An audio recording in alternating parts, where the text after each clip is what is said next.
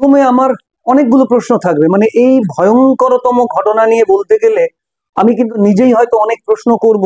আমি জানি না তার উত্তর কারো কাছে আছে কিনা। প্রথম কথা হলো, হাসপাতালে রাত 2টোর সময় একজন ডক্টর, তিনি একটানা 36 ঘন্টা চিকিৎসার কাজ করে বিশ্রাম নিতে গেলেন সেমিনার হলে। সেখানে ঢুকে কেউ রেপ করলো। রেপ মানে ব্রুটাল রেপ।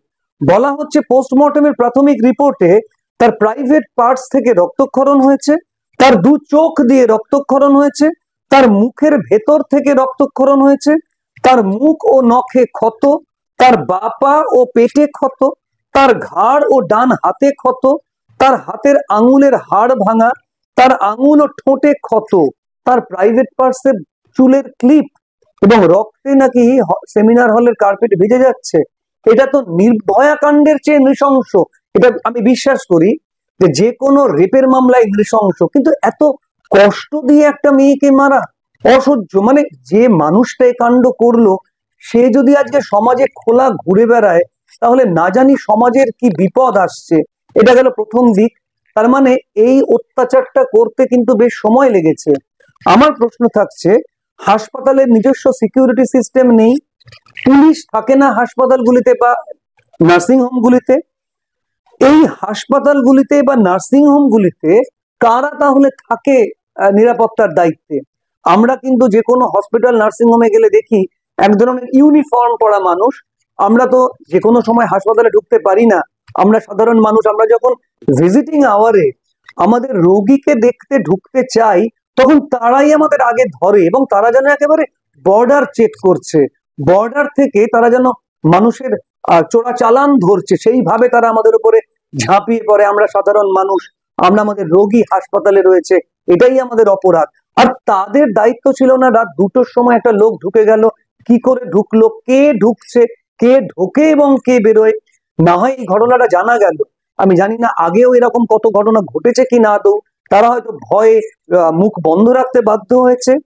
প্রশ্ন হলো, এই সিকিউরিটি এজেন্সির দায়িত্ব কাদের হাতে থাকে? তাদের দায়িত্ব নেই, শুধু কি অপরাধীটার দায়িত্ব? যে অপরাধীটাকে অপরাধ করতে সাহায্য করলো, তারাও তো এখানে দায়ী। তারা কেন দায়ী হবে না? একটা বিশেষ আইন আছে, যেটা হয়তো সাধারণ মানুষ জানেন না। এই যে ইউনিফর্ম পরা লোকরা প্রাইভেট সিকিউরিটি এজেন্সিতে কাজ করেন, তাদের জন্য একটা বিশেষ আইন আছে, private security agencies regulation act 2005। সেখানে বলা আছে, এই প্রাইভেট সিকিউরিটি এজেন্সিতে যাদের নেওয়া হবে, তাদের কিন্তু একটা বাছাই করে নেওয়া হবে, তাদের ট্রেনিং দেওয়া হবে, তাদের বিশ্বাসযোগ্যতা যাচাই করে দেখা হবে। এখানে তাহলে সেই প্রাইভেট সিকিউরিটি এজেন্সির লোকেরা ছিল কিনা, তাদের বিশ্বাসযোগ্যতা যাচাই করে কাজে নেওয়া হয়েছে কিনা, বা আমি আমাদের এই আইন আপনার বন্ধু অনুষ্ঠানের মাধ্যমে প্রশ্ন রাখলাম, যেখানে যত প্রাইভেট সিকিউরিটি এজেন্সির লোকেদের কাজে লাগানো হয়, তাদের বিশ্বাসযোগ্যতা যাচাই করা হয় কিনা, তাদের ট্রেনিং দেওয়া হয় কিনা। যদি ট্রেনিং দেওয়া হতো, তাহলে রাত 2টোর পরে একজন সিভিক ভলান্টিয়ার সে ঢুকে গেল একটা সরকারি হাসপাতাল, এবং সে ঢুকে গেল সেই জায়গায় যেখানে সাধারণত মহিলা ডাক্তারেরা বিশ্রাম নেন। আমার পরবর্তী প্রশ্ন, যে হসপিটাল সুপারদের দায়িত্ব নেই? হসপিটাল সুপাররা, যে ডাক্তাররা ওখানে কাজ করছেন, তিনি পুরুষ হন বা মহিলা, তাদের নিরাপত্তার দায়িত্ব নেবেন না? আজকে একজন পুরুষের ওপরও তো কোনো রকম আক্রমণ হতে পারে, তাকে মেরে ফেলা হতে পারে, তার ক্ষতি করা হতে পারে। এখানে তো একটি মেয়েকে নৃশংসভাবে রেপ করে মার্ডার করা হলো। তাহলে হসপিটাল সুপারের দায়িত্ব থাকে না? হসপিটাল সুপার তার দায়িত্ব পালন করেছেন কি? আমি এ প্রশ্ন রাখলাম। পরবর্তী প্রশ্ন, সিসিটিভি কাজ করছিল? প্রতিটি করিডোরে, প্রতিটি বাঁকে, প্রতিটি ঘরে তো সিসিটিভি থাকার কথা। সিসিটিভিতে দেখা যায় না। না হয় সেমিনার রুমের মধ্যে সিসিটিভি নেই, যদিও আমি ব্যক্তিগতভাবে বিশ্বাস করি যে সেমিনার রুমের মধ্যেও সিসিটিভি থাকা উচিত ছিল। তবে সম্ভবত যেহেতু সেখানে মহিলা ডক্টররা বিশ্রাম নিতে যান, সেই কারণে হয়তো সিসিটিভি ঘরের মধ্যে ছিল না, কিন্তু করিডোরে রাখা হয়নি। যদি না রাখা হয়, কেন রাখা হয়নি? সিসিটিভি গুলি কাজ করছিল তো? প্রতিটি সিসিটিভি যেখানে যা লাগানো হয়, সে অফিস হোক, হাসপাতাল হোক, বা কোনো কর্মক্ষেত্রে বা রাস্তায় পথে ঘাটে, সিসিটিভি গুলি মনিটর করা হয়। তাহলে মনিটর করা হচ্ছিল না, শুধু সিসিটিভি লাগানোতেই দায়িত্ব শেষ? সিসিটিভি গুলি তো মনিটর করারও দায়িত্ব ছিল, যে কে ঢুকছে, কে যাচ্ছে, তার যাবার অথরিটি আছে কিনা। একজন আপনারা যারা আমাদের আইন আপনাদের বন্ধু দেখেন, তারা জানেন যে আমরা বারবার সিভিক ভলান্টিয়ারের ভূমিকা নিয়ে প্রশ্ন তুলেছি, বারবার আমরা বলেছি সিভিক ভলান্টিয়াররা অনধিকার প্রবেশ করে সমস্ত ক্ষেত্রে, তারা নিজেদের পুলিশের বড় অফিসার মনে করে, তারা সাধারণ মানুষকে হ্যারাস করে। আমি জানি না এই সিসিটিভি ফুটেজে কি দেখা গেছে, বা এই যে সিভিক ভলান্টিয়ারকে ধরা হয়েছে এই অপরাধী কিনা, এমনও হতে পারে তাকে বলিদান দেওয়া হচ্ছে। কারণ যেখানে পুলিশ ঘটনার কয়েক মিনিটের মধ্যে বলে দিতে পারে এটা আত্মহত্যার ঘটনা, আর তার চারিদিকে রক্ত বা তার যে তার শারীরিক যে একটা বাইরে থেকে দেখে যা বোঝা যাচ্ছে, ইনকোয়েস্ট দেখে যা বোঝা যাচ্ছে, বা পোস্টমর্টমের প্রাথমিক রিপোর্টের শরীরে যে আঘাতের চিহ্ন, তার সত্ত্বেও যেখানে পুলিশ বলে দিতে পারে এটা আত্মহত্যার ঘটনা, অন্তত আমরা টিভিতে ফেসবুকে সেটাই দেখছিলাম যে আত্মহত্যার ঘটনা বলে চালাবার চেষ্টা করছে, তাহলে তো এই পুলিশকে নমস্কার জানাতে হয়। তাহলে সে আদৌ কতটা আসল অপরাধীকে ধরতে পারবে তার সে যোগ্যতা নিয়েও প্রশ্ন তুলতে হয়। আমার আরো একটা প্রশ্ন আছে, যেটা আমাদের আইন আপনার বন্ধুর সমস্ত সাধারণ দর্শক শ্রোতা বন্ধুর কাছে প্রশ্ন রাখবো, যে ভেবে দেখুন যে একজন মহিলা ডক্টর 36 ঘন্টা একটানা কাজ করে তিনি সেমিনার হলে গেলেন বিশ্রাম নিতে। তাদের জন্য, এই মহিলা ডাক্তারদের জন্য একটা প্রপার বিশ্রাম নেবার ঘর নেই। একজন শ্রমিকেরও তো একটা নিজস্ব আইন রয়েছে, শ্রমিকেরও তো কত ঘন্টা কাজ করে সে কত ঘন্টা বিশ্রাম নিতে পারবে সেটা বলা আছে আইনে। একজন চিকিৎসকের এটা বলা নেই।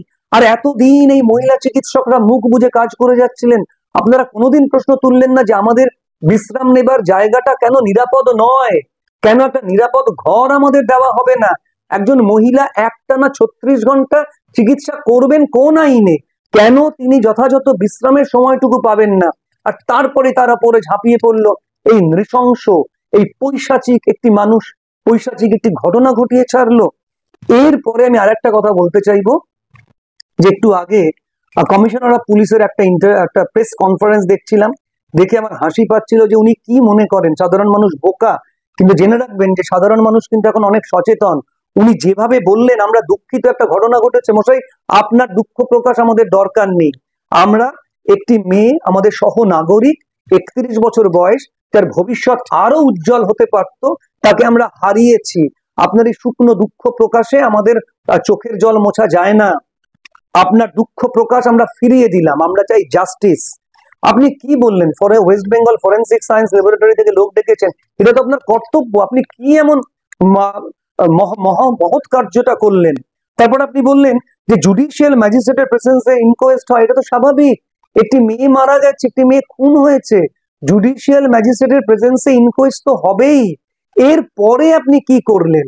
আপনি একজন সিভিক ভলান্টিয়ারকে ধরেছেন। যদি তাই হয় তাহলে এটা আপনার ব্যর্থতা যে একজন সিভিক ভলান্টিয়ার এত বড় একটা অপরাধ ঘটাবার সাহস পেল। আপনার সিভিক ভলান্টিয়ারদের উপর নজরদারি নেই। প্রতিটা সিভিক ভলান্টিয়ার কোনো না কোনো ইউনিটের অধীনে থাকেন, সেই ইউনিটের অফিসার কি করছিলেন? কোনো নজরদারি ছিল না যে এই সিভিক ভলান্টিয়ারটি কোথায় বেরিয়ে গেল। যদি কোনো সিভিক ভলান্টিয়ার এই অপরাধ করে থাকে তাহলে সেটাও আপনার ব্যর্থতা। তো যাই হোক, সিভিক ভলান্টিয়ারদের অবাধ যাতায়াত একটা হাসপাতালের মধ্যে, সরকারি হাসপাতালের মধ্যে, যেখানে মহিলারা কাজ করছেন রাত 2টোর সময়, এক অসম্ভব নৃশংস ঘটনার সাক্ষী আমরা। আমি মনে করি যে ভেতরে ভেতরে চারিদিকে খুন ধরে গেছে, না হলে একেবারে নির্ভয়া কাণ্ডের সমতুল্য এই ভয়ঙ্কর অপরাধটা কিন্তু ঘটতে পারতো না। ওটা খুব হাস্যকর, মানে অতি দুঃখের মধ্যে তো কখনো কখনো হাসি পায় যে প্রিন্সিপাল তো এখানে নিজে কেন দোষী হবেন না? তিনি মহিলা চিকিৎসকদের সুরক্ষার জন্য, নিরাপদে থাকার জন্য কি ব্যবস্থা করেছিলেন? উচিত হয়নি। উনি ঔচিত্য বোধ শেখাচ্ছেন, উনি শেখাবেন কোনটা উচিত কোনটা অনুচিত। মশাই, আপনি কি পদক্ষেপ নিয়েছেন? একটানা 36 ঘন্টা একজন মহিলা ডাক্তার কাজ করে তার নিরাপদে বিশ্রাম নেবার জায়গাটুকু আপনি প্রোভাইড করতে পারেননি। আপনি দেখেননি যে একজন মহিলা কোথায় বিশ্রাম নেন। উচিত হয়নি। কোথায় জায়গা দিয়েছেন মশাই? আপনি সেখানে করিডোর একটা সিসিটিভি লাগানো নেই, কে ঢুকছে কে বেরোচ্ছে সেটা আপনারা মনিটর করেন না। আপনি ঔচিত্য বোধ শেখাচ্ছেন, সাধারণ মানুষকে আপনারা খুব বোকা মনে করেন। ভেতরে ঘুণ ধরেছে, চতুর্দিকে দুর্নীতি। আজকে এই মেয়েটির মৃত্যু আমাদের আবার চোখ খুলে দেবার চেষ্টা করছে। এর আগে কি না হয়েছে, একের পর এক ঘটনা, কামদুনি, পার্ক স্ট্রিট, মধ্যমগ্রাম, কত শত। এর আগে আমি তোমাকে হিসেব করে বলে দিতে পারি যে মালদায় একের পর এক ঘটনা ঘটেছে। মালদায় কোথাও বিবস্ত্র করে ঘোরানো হয়েছে, কোথাও কোনো মেয়েকে বিবস্ত্র করে তার ছবি ভাইরাল করে দেওয়া হয়েছে, কোথাও রেপ করা হয়েছে, একের পর এক কটা ক্ষেত্রে আমরা এরকম জেগে উঠেছি। কিন্তু আমি বিশ্বাস করি নির্ভয়া কাণ্ডের পরে সাধারণ মানুষ সারা ভারতের তারা জেগে উঠেছিলেন, কারণ ওই মেয়েটির বন্ধুরা জেগে উঠেছিল এবং তারা হোয়াটসঅ্যাপ করে সমস্ত সহ নাগরিককে তারা জমায়েত করতে হতে অনুরোধ করেছিল যে আপনারা আসুন, আপনারা আমাদের পাশে থাকুন। আমরা সে দৃশ্য ভুলিনি যেখানে পুলিশের জলকামানের সামনে ছাত্রছাত্রীরা বুক পেতে দিয়েছিলেন। এবং তারপরে তো এই বিরাট রেপ লর পরিবর্তন। আমি জানি না এই মেয়েটির মৃত্যু আমাদের মতো সাধারণ মানুষের সহ নাগরিকদের চোখ আরো একবার খুলবে কিনা, আরো মোমবাতি বেরোবে কিনা। কারণ একথা কিন্তু ফেসবুকে উঠতে শুরু করেছে, সোশ্যাল মিডিয়ায় উঠতে শুরু করেছে যে বুদ্ধিজীবীরা সুযোগ বুঝে বাইরে বেরোন, সুযোগ বুঝে কথা বলেন, সুবিধা বুঝে তারা কথা বলেন। তারা এখানেও কথা বলবেন কিনা আমি জানি না, তবে আমি বিশ্বাস করি সাধারণ মানুষ জানবেন, সাধারণ মানুষ জাগবেন। আমি আমার নিজের লেখা কয়েকটা লাইন পড়তে ইচ্ছে করছে। অনেকে অবশ্য এই লাইনগুলি সোশ্যাল মিডিয়াতে দেখে বলেছেন যে জয়ন্তবাবু আপনি নিজে বলছেন একটি মেয়েকে খড়গ তুলে নিতে। বোধ হয় এখন সময় এসেছে একটি মেয়েকে নিজের আত্মরক্ষার জন্য নিজের প্রস্তুত হবার।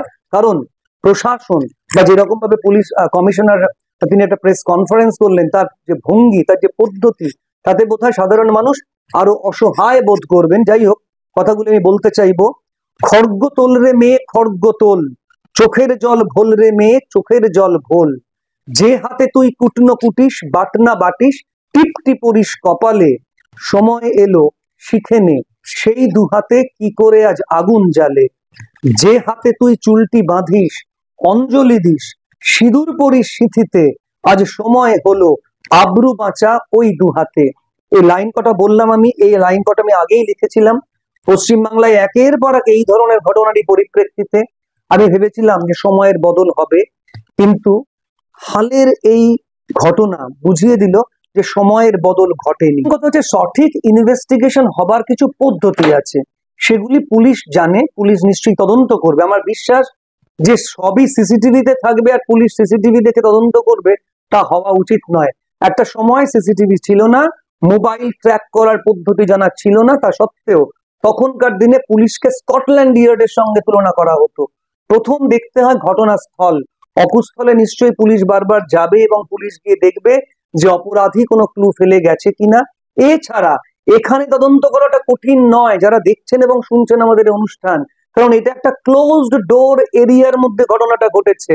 খুব সহজেই বিভিন্ন দিক থেকে কারা ঢুকেছে কারা বেরিয়েছে ওই সময়টায় এটা কিন্তু জানা যায়। এছাড়া আর একটা সুন্দর পদ্ধতি আছে, যেমন যেরকম আমি একদম শুরুতে বললাম যে মেয়েটির মুখ ও নখে ক্ষত আছে, পা ও পেটে ক্ষত আছে, ঘাড় ও ডান হাতে ক্ষত আছে। তার মানে মেয়েটা সারা গায়ে ইনজুরি, যেহেতু মেয়েটা কিন্তু আত্মরক্ষার চেষ্টাও করেছে। নিশ্চয়ই পুলিশ জানে, আমি জানি না অবশ্য পুলিশের কোনো ট্রেনিং হয় কিনা, নাও হতে পারে পুলিশের ট্রেনিং, পুলিশ হয়তো জানে না। আজকাল যাদের দিয়ে তদন্ত করানো হয় তারা নিজেদের খুব হাস্যাস্পদ করে তুলছেন। ওই যে মেয়েটি মারা গেছে তার ওই নেইল ক্লিপিং আমরা বলি, নখের টুকরোগুলো নিয়ে তা সেগুলো ফরেন্সিক সায়েন্স ল্যাবরেটরিতে পাঠানো হয় এবং ডিএনএ প্রোফাইল টেস্ট করা হয়। যারা যারা ঘটনার সময় ওইখান দিয়ে গেছে, এবং এটা আমার ধারণা পাওয়া যাবে, যেহেতু এটা ক্লোজ ডোর, একটা হাসপাতালের মধ্যে, এটা কোনো মাঠের মধ্যের ঘটনা নয়, হাসপাতালের মধ্যে সেই সময় কারা ঢুকছিল কারা বেরোচ্ছিল প্রত্যেককে সন্দেহের তালিকায় রাখতে হবে। এবং যে পরিমাণ ইনজুরি মেয়েটির শরীরে রয়েছে আমার ধারণা সেই পরিমাণ বা তার কাছাকাছি পরিমাণ ইনজুরি অভিযুক্তের শরীরে থাকতে পারে, এটা আমার ধারণা। কারণ একজন ডাক্তার মেয়ে, একটি অল্প বয়সী মেয়ে, সে নিশ্চয়ই বাধা দেবার চেষ্টা করেছে। ওই নেইল ক্লিপিং যদি টেস্ট করা যায় এবং যদি যে ক্ষত হতে পারে সম্ভাবনা দেখে ওই সময় যারা ছিল তাদের যদি শরীর টেস্ট করা যায় যে কারা হতে পারে, তাহলে কিন্তু ধরা একেবারে কঠিন নয়। আমি তো ধরা নিয়েও ভাবছি না, আমি বলছি কেন সুরক্ষা দেওয়া যাবে না। এরকম আমরা আর কতদিন সহ্য করব?